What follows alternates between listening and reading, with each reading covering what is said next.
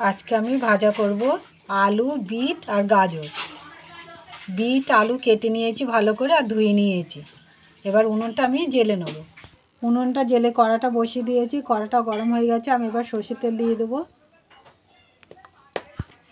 তেলটা গরম হয়ে গেছে, আমি গোটা জিরে দিয়ে দেবো। জিরেটা ভাজাটা সুন্দর গন্ধ বেরোচ্ছে। এবার আমি পেঁয়াজ আর কাঁচা লঙ্কা দিয়ে দেবো।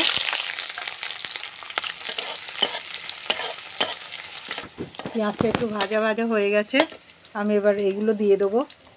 আলু, বিট, গাজর সবগুলো দিয়ে দেবো।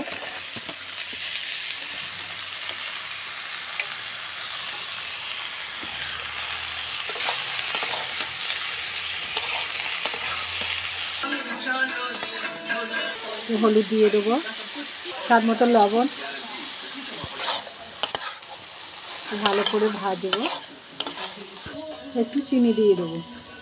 ভাজাটা একটু চিনি দিলে একটু মিষ্টি মিষ্টি লাগবে, ভালো লাগবে। আপনারা যদি না খান তাহলে দেবেন না।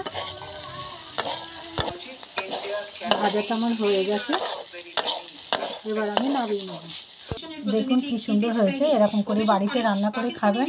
খেয়ে ভালো লাগলে আমার চ্যানেলটাকে লাইক করবেন, শেয়ার করবেন, কমেন্ট করবেন, সাবস্ক্রাইব করবেন। ধন্যবাদ।